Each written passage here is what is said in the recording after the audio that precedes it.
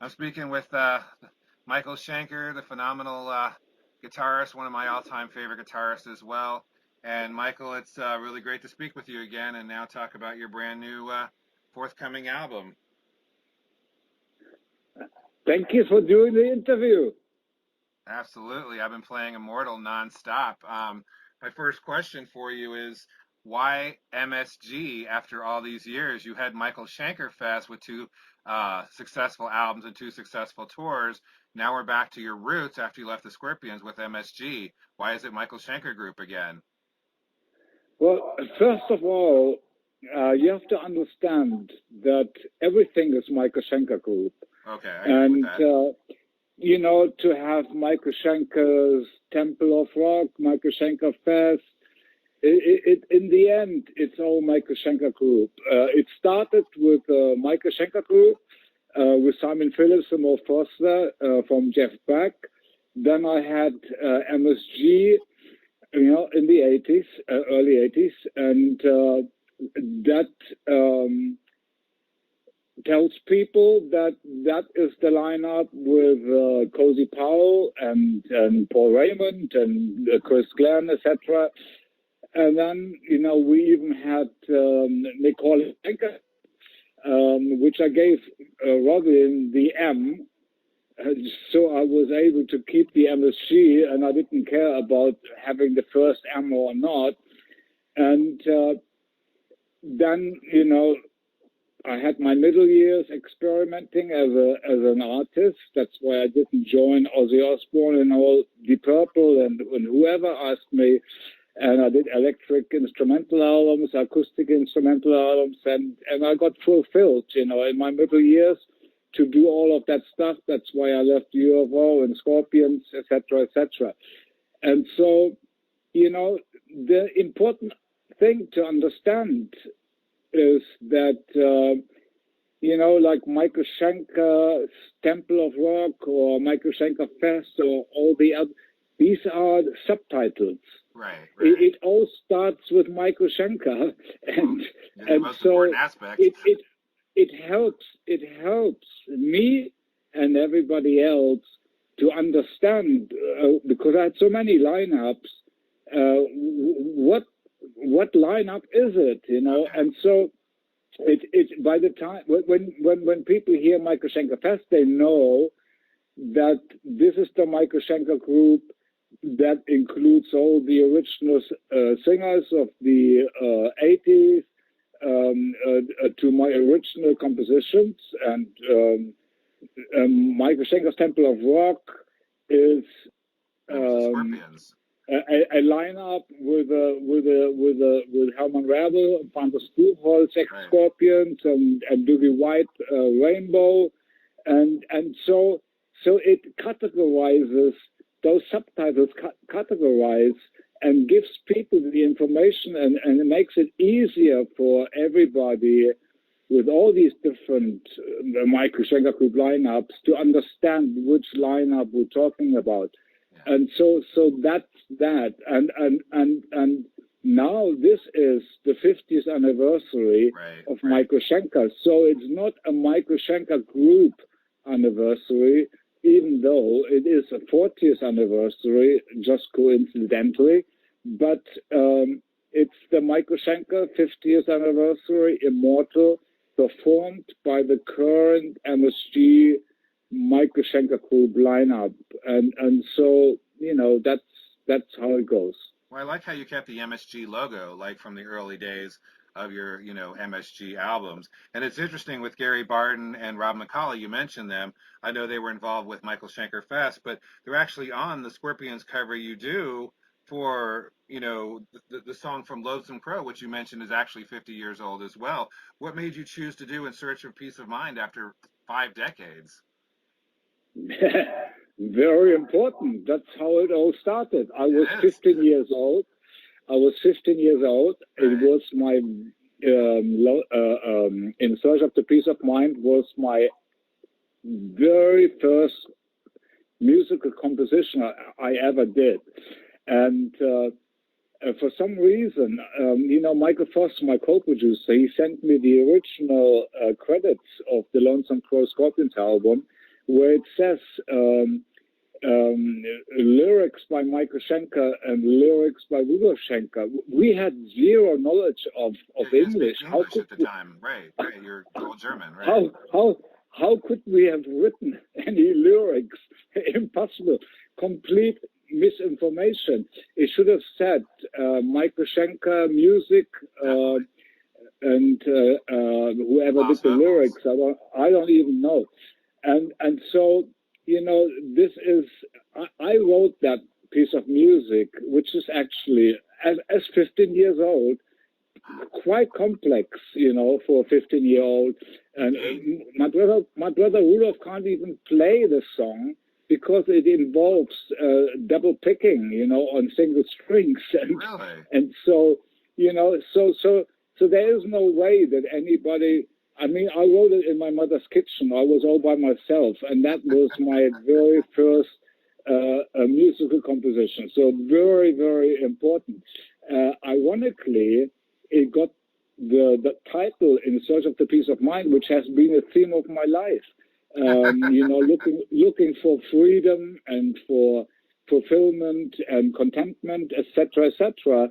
And plus, there is a lead break that I did as a 15-year-old that is so perfect. I would never change a note for hundreds for the next whatever. You know, actually never. Like Theme of the Imaginary Western by Leslie West or Stairway to Heaven. It happens sometimes that people actually do something that it's impossible to do. It's so perfect. But the funny thing is, I was only 15 years old, and you can hear on Lonesome Crow, Scorpions album, that I am developing. I'm an amateur, you know, and I'm making my way forward as an artist. And for some reason, that particular lead break was so perfect. I don't even know where it came from, why I was able to do something like that. And so, compared to the rest of my lead guitar on Lonesome Crow, it is very, very different. And so it's another reason why it's a very important song. Plus, I put my first note ever on a record, which is a celebration, you know. I mean, you're 15 years old and you are in the recording studio for the first time ever. That is just amazing. And so altogether, this song, because it was the first in every aspect, it had to be the closing song because it's so important. And I wanted to make it an epic, you know. I wanted to add something on the end to make this song extra special. And so I created you know, like a lot of lead guitar playing on the end with so much emotion, bending strings, the howler, the wah-wah pedal, and it's almost like an inner conversation, you know, like we all have inner conversations within ourselves, making choices. Shall I go this way? Shall I go that way? Shall I do this or shall I do that? Am I going the right way or the wrong way? And so, you know, I'm kind of now really puzzled how this solo on the end got to that amazing. I mean, it sounds like an inner conversation expressed on a lead guitar that describes the whole 50 years journey of my life with all the crises and all the different emotional impacts, you know, that we all go through in life. And so, I mean, I'm actually don't understand. I'm as much puzzled about the outcome of the end solo as I as I am, how I was able to create a lead break as 15-year-old that was so perfect that I would never change a note. And Well, it's so so mysterious and it was so mysterious and majestic. And you actually brought back Ronnie Romero, who actually did a song for you on Revelation to do the vocals to complete that music. well, Ronnie Romero was supposed to sing the whole album. Oh, The really? thing was, yes, the thing was that in 2019, I realized that the 50th anniversary was coming up, and I wanted to celebrate it with musicians, fans, and friends, etc., etc. But it was dragging on and on and on. It's very, very hard to get all these musicians worldwide together to Right. make it happen. And I kind of felt like I missed the timing. It would have never been released 2020. So my agent said to me, "But Michael, the Scorpions' Lonesome Crow album was released in '72," and so I said, so I have 2 years, Ah, you know, and so I kind of had hope again, and this time I decided I better put a compact band together to actually get done. And so I decided, I asked Ronnie, would you want to be the singer of that 50th anniversary? And Steve Mann and Barry Sparks kept emailing me, "I want to be your bass player." I said, "You right. got it." And so with Bodo Shop, and I had a compact band. So, I started writing. After the 70,000 tons of metal on the cruise, that was earlier in February of last year. 2019. Yeah. Yeah, and so I started writing in a hotel in Miami. I spent 4 days, and I carried on in the UK, and then I eventually had all my music written, and it was time to go to Germany, to Michael Voss, to the recording studio, my co-producer, and all of a sudden there was this news about the virus, Right. and I went like, wow, and I wanted to leave the UK, and I couldn't.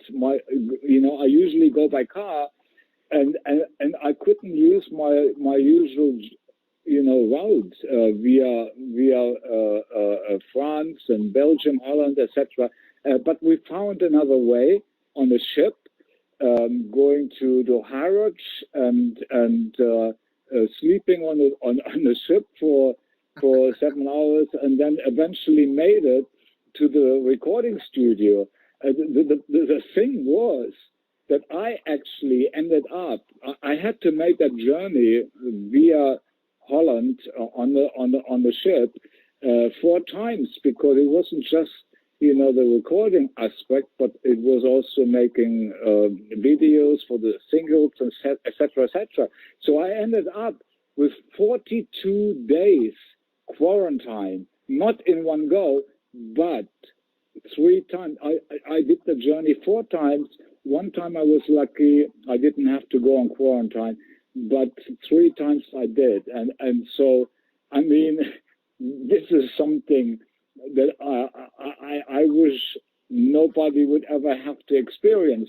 Definitely. But if I wouldn't have done that, this album would have never happened. And I am the leader of the band. It's the Michael Schenker group. I'm the leader. It's the Michael Schenker Fest. I mean, it's the Michael Schenker's 50th anniversary. So I had to do it. And when I actually had put all my musical compositions down in the studio eventually, we asked Ronnie, "Are you ready?" And he said, "Sorry, Michael, sorry, I can't come. It's everything is going crazy. It's borders are locked. I think he lives in Bulgaria, and I can't go on 14 days quarantine. I have obligations, etc." I said, "Don't worry, we think of something. We Well, he call you back when it's time." And so we had to my partner Amy, she's a bass player, and she's a very good taste, and she she's a consumer, and I haven't listened to music for 50 years, so I don't know what's out there. So I have no clue. So she said, like, well, what about Ralph Shepard? Yeah, I was going to ask you about Ralph Shepard. Yeah, and so I said, like, well, I trust your taste, and I still didn't know what he sounded like, and I said to Michael Forts, what do you think of Ralph? Wow, fantastic! The next day they were recording. I couldn't believe it, and I got another song out of him. If that wasn't all, the next moment, basically, there was a phone call coming in from Brian Tichy, who is one of the best drummers in the world, and he's a Michael Schenker fan, and so is Ralph, by the way, and so he offered. He said he heard about the 50th anniversary. I offer, 6 drum tracks, as a contribution to Michael's 50th anniversary. I said, what? I mean, I was shocked. I mean, everything that I was trying to do in 2019, all of a sudden, it all happened by itself without me doing anything. The next thing was that Brian Tichy calls Michael Foss again and says, a buddy of mine, Derek Sheranian, he's a keyboard player. He is a fan too. He wants to make a contribution. And I said to Michael Foss, well, what are we going to do with as far as I know, he's a heavy-duty keyboard player, like a top 10 keyboard player. And we already have Steve Mann. I was purposely putting all my guitars down myself this time. I wanted to keep it guitar-oriented and have Steve Mann just do coloring. He's very good at that. And just put some sprinkles in, but not to make it sound like it's keyboards. It's just like little touches. And so I said, what are we going to do with Derek? He said, like, or maybe you can have a jam, like a keyboard jam, keyboard guitar jam. I said, what? I've never done anything like this before. He said, well, maybe it should be the first time then. Well, maybe it would be great, for the fans to hear something that you have never done before, especially for the 50th anniversary. And I said to him, you mean like Richie Blackmore and John Lord? He said, yeah, maybe something like that. And so I thought, like, you know what? I got excited. I went like, you are right. I have never done something like that before. And it's always good to do something, that you haven't done before. And it really, really excited me. And when I heard the outcome, it became Thrilled to Kill with Ralph and Tichy and Derek. Right. I could not believe. And when I heard the voice of Ralph, which I've never heard before, I didn't even know a voice like that existed. Yeah, he tried out for Judas Priest back in the early 90s, so. Yeah, I heard about that, yeah. But the thing is, I never knew what he sounded like, but I trusted my partner. But it was just, amazing when I heard his voice and what he did to the song. It was unbelievable. Oh, yeah, the two songs featuring him are both amazing. Devil's Daughter's phenomenal, too. Actually, Devil's Daughter's a real burner. That's a real fast song. Absolute. And I got that song out of him, too, on top of it. So there was 10, -2 for Ronnie. Right. And you mentioned Richie Blackmore and John Lord. You also got Joe Lynn Turner to work with you. That's pretty amazing, too. Yeah, but here goes the story. We called up Ronnie. Are you ready now? He said, sorry, still all locked. I can't go on 14 days quarantine. I've got obligations, etc. I said, don't worry, Ronnie. We call you back. Well, he had a new Lords of Black album in the process, too.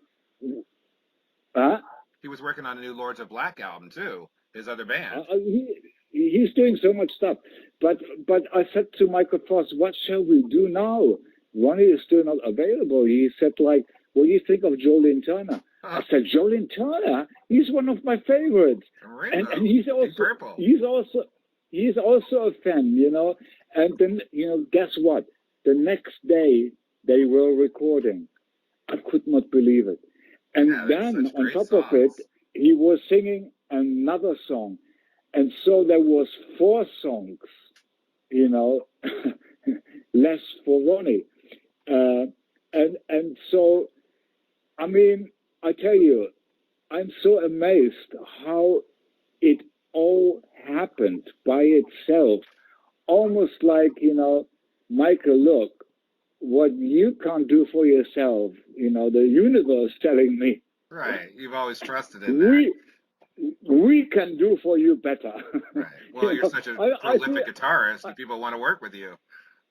I feel like I've been gifted, you know, I feel like I got a universal gift for the 50th anniversary, especially, you know, and so it's like a present, and it just carried on like that. And then one morning I came back from the you know from the hotel after I put my music down, and Michael Foss said, like, he always writes lyrics and melodies, you know, as a B plan in case singers need some help, etc. And so he said, Michael, here, this is what I did last night for this song, which was a power ballad. I've never done a power ballad before. Oh, yeah, what a great one that Michael Voss wrote with you. Yeah, which is another additional and a new, you know, fresh kind of a thing that I have, as far as I remember, never done before. That's a power ballad. And when he played to me what he was doing with it, I said to Michael, this is unbelievable. Only you can sing this song. I mean, it was so heartfelt, and it was also, I think, very personal. And I said, you got the song. There was another song. He also did a B plan for a song called the Queen of Thorns and Roses, which is a very unusual song, a fantastic title, and it was also very personal. And he played me. I said, Michael, I cannot imagine anybody singing this. So you got these 2 songs. So there was 6 songs. Yeah, and Sangria Morte with Jolene Turner is phenomenal. Did he write the lyrics for that? You know, I never get involved in lyrics. You know, I never did with film work. I never knew he was singing about sex all the time that I was with UFO. It's more like a cowboy western type thing, but gunslinger vibe. But yeah, he was in Rainbow, and he was definitely in Deep Purple. Speaking of Deep Purple, did you ever work with them, or did you ever get offered the job when Richie Blackmore left? Absolutely. You know, the funny thing was, in '93, I got an offer from the Scorpions to help them selling tickets for a European and Japan tour. Right. In '93, the same month, Phil Mock came to Los Angeles to beg me to refuel UFO because he completely destroyed it. Phil Mock was completely destroyed. He was absolutely in a bad shape. And I said, okay, I do it. And of course, there was conditions involved, including giving me 50% of the name of UFO, which I then gave him back later in 2000, 2002, free, without asking for anything. It was Walk on Water. You know, I had 2. Right. Yeah, you were in it. Yeah, Walk on Water. Yeah, I had 2. I had one big offer for MSG, for Michael Schenker Group, from Japan. And when Phil came to Los Angeles and begged me to help him, I said to Japan, you know, I only accept this offer if you give me the exact same offer for UFO. And they said yes. So I took UFO first, and then later made written in the sand. And anyway, Walk on Water, everybody was happy. One of the conditions was it had to be the original lineup, including Ron Everson. And everybody was so happy, and it was such a fantastic album after 17 years. And so, you know, it just kind of, and then I got a phone call, and then I was asked by Deep Purple to join them. I was the first choice. Yeah. And I you know, and I said, I mean, you know, I got offers from Ozzy Osbourne, from Phil Lynott, from Ian Hunter, from all of these different people. But in my middle years, you know, when I left UFO, I had completed my development, you know, up to that point, and then doing the Love Drive album, opening the doors for America, for the Scorpions, helping Rudolph and Klaus. And then I had to follow my own vision as an artist, and that's when my middle years started. And but you would have got to work with John Lord. No, but you know, the thing is that the very first Michael Schenker Group album was produced by Roger Glover, and I was always in the talks about like Roger Glover being, you know, working with me on the first album, and I had the Jeff Beck rhythm section, and you know, the funny thing is, everybody who leaves Richie Blackmore joins Michael Schenker. It's unbelievable, and everybody, and then Deep Purple, you know, asking Michael Schenker. So I must have been also. Because you're the two best guitarists ever. That's because you and Richie Blackmore are the two best guitarists ever. Well, you know, I mean, the thing is that I was so young, and I did so much work that developed in such a great way with UFO that you know, by the time it got to Obsession and Lights Out, I wrote the first hit when I was 21. In 76, I ran away because I was afraid, because I'm the kid in the sandbox. I just enjoy playing. I don't compete. I don't compare. I don't look for fame. I never looked for anything other than putting three notes together and create goose pimples.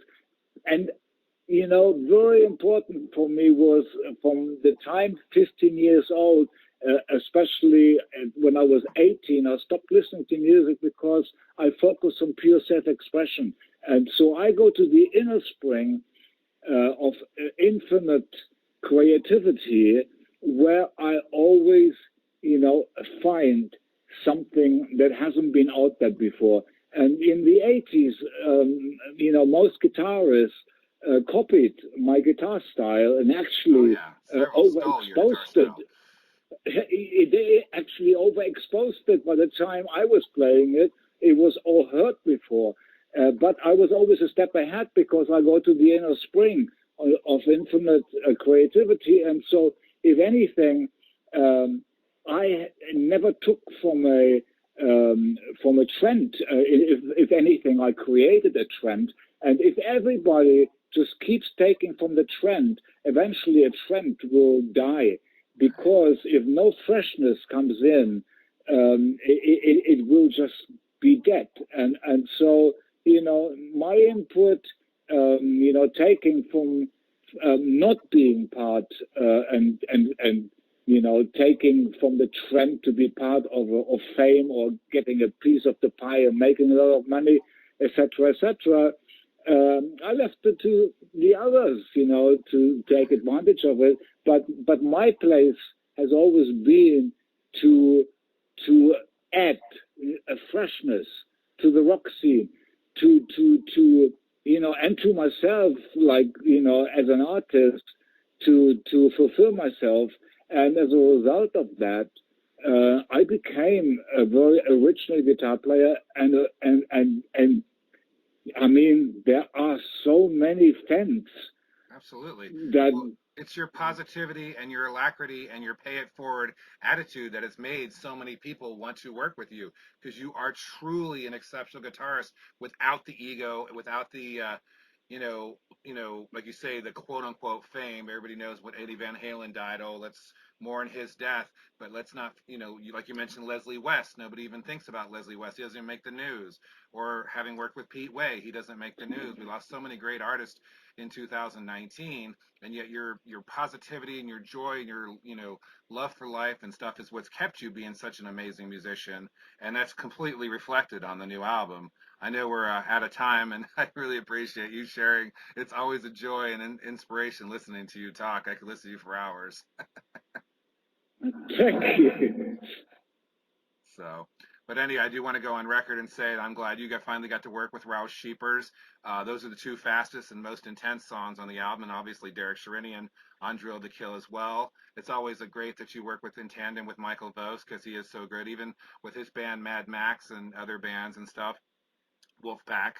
And I think it's great you're working with Ronnie Romero when you can, and I think it's great you finally teamed up with Joe Lynn Turner, and I guess you're working again with Simon Phillips and Bodo Schoaf, as well as now with Brian Tichy. So that makes a more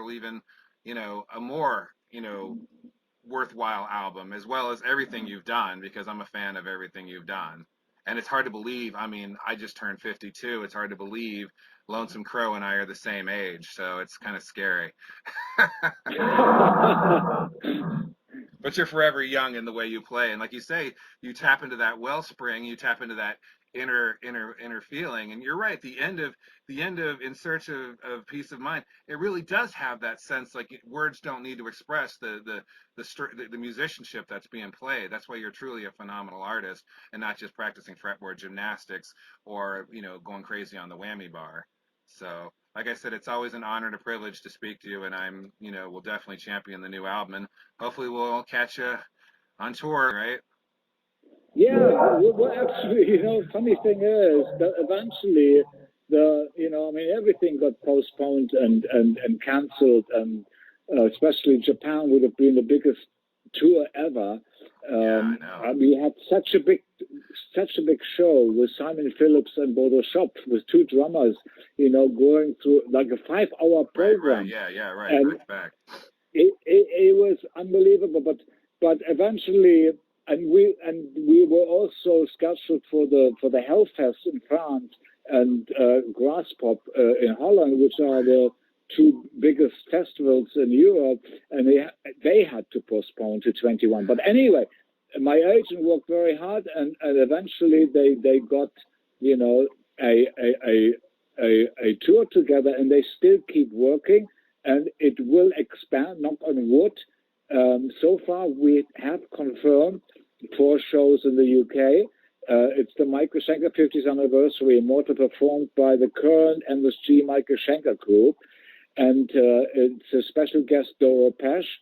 And we have Doro, 4 awesome. shows. I'm sure she'll be honored to work with you too. And We all love Doro. It's 4 shows in the UK, and then we have 5 shows in Europe, and then Russia is coming in, and I've done so many.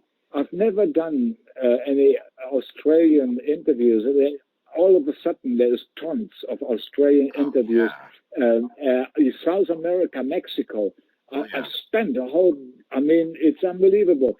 And so I can see that everything is stretching worldwide.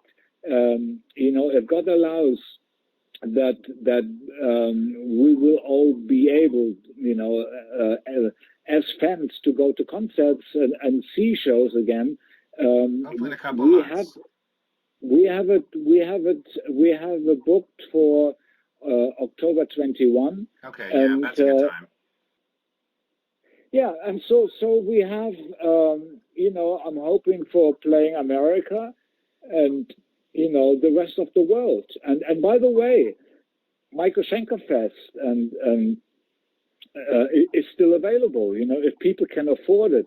But it's so expensive because they're coming from all over the world. Oh, I know. And it's 4 main singers, it's very, very expensive, but we have an act that is available anywhere in the world whenever people decide, or promoters want to spend the money on it. Because Graham Bonnet just did a new Alcatraz, and now Doogie White's taking over for Alcatraz. So I kind of figured they would be busy with Alcatraz. So, but that's cool to see that you still have that as an option. Actually, another thing that's very important is that I actually ended up with In Search of the Peace of Mind with Gary Barden and Robert McCauley and with Doogie White. You know, I asked Gary, can you please sing the beginning of In Search of the Peace of Mind? Your voice is so suitable for that. And he's, you know, as a contribution to the 50s, and he said, of course, Michael, I do that. And he sounded beautiful. I asked Doogie and Robin, can you do, and I tried, you know, just as a contribution. Right. Oh, of course we do that. Tried, you know, but Graham Bonnet was not available because he had a shoulder operation, and so that's why he is not on there. Right. But you know, to make it complete, how special In Search of the Peace of Mind is that it includes, I mean, everything. Yeah, definitely. All right, Michael. Well, auf Wiedersehen. It's always an honor and privilege to speak with you. And once again, fantastic album, fantastic musicianship, and I just always love your effervescence for life, your joy de vivre. Thank you very much. I mean, everybody did such a great job, you know. I mean, Simon Phillips, he actually joined in last minute, you know, on In Search of the Peace of Mind. That's on top of that. I mean, he did such a fantastic job. Bodo Schopfman and Brian Tichy and everybody, you know. I mean, I'm so happy. It's truly a gift, a universal gift, you know. Like you know, here, Michael, you know, here is your gift for the 50th anniversary, and so I look at it that way, and I'm so grateful for it. And I'm sure once you play those shows with Doro, she's going to be very anxious to sing on your next album, because she's a phenomenal vocalist as well, and you will find out she's a phenomenal woman. So two German great people. So Michael Voss, Doro Pesch. All right, you take care. Yeah, you too. Thank you so much for the interview. Take care. Keep on rocking. You bet. Keep on rocking.